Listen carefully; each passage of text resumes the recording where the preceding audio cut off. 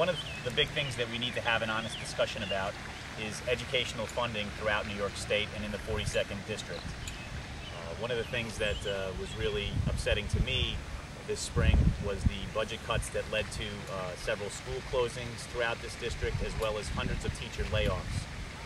We can no longer sacrifice the education of our future at the whims of budgetary shortfalls in a poorly run state government.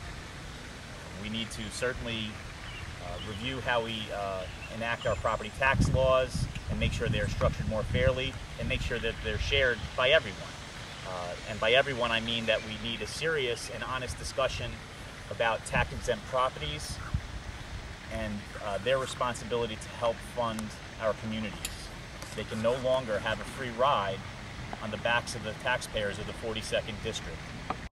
The fact that Senator Bonasek allowed there to be budgetary cuts to education, and the fact that he was unwilling to entertain any kind of serious conversations about restoring such funding, restoring the ability for schools like the Duggan School that I represent in the town of Bethel to prevent them from closing, that is not the sign of a leader.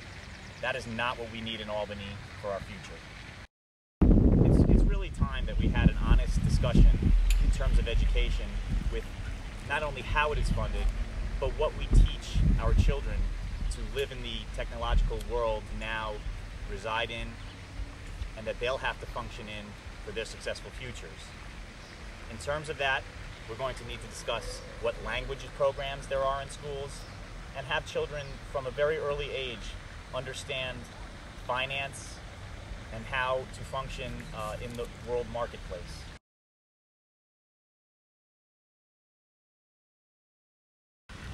The shutdown last summer in Albany, which cost the taxpayers in New York State over $150 million, based on egos, petty politics, and personal gain. I will not permit those things to happen under my watch as state senator. You should expect more from your leaders in Albany. Flood mitigation efforts need to happen in our watershed areas as well.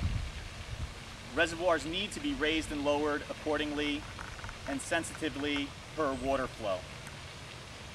I think this can be accomplished through a clear and concise relationship with our downstate partners to have a discussion about the symbiotic relationship between the reservoirs in our region of the state and the vital needs they supply to downstate New Yorkers in terms of drinking water. I think that this is accomplished through discussion and not political sniping across the aisle. I think had that not been done, far more would have been accomplished thus far. The simple fact is that we need to work together as one New York state for the betterment of all of our constituents. A huge issue for our region is the issue of natural gas hydrofracking in the Marcellus Shale Basin. I've been at the head of this issue since it first came to light in 2008. What is of utmost importance is that it be done in a safe manner that does not destroy our communities and our environments and our aquifers and drinking water. We need to think about real economic development here and not just the economic benefit to a few large landowners. We have to think about local zoning controls so that our communities can grow and shape in the ways that we the people want. Folks, New York State is a home rule state, and I firmly believe in having local control over our futures. The current regulations provided for with natural gas hydrofracking provide no means of local control.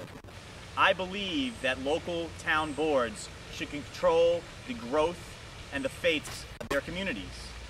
The ones who have a say as to where and when and how natural gas drilling occurs.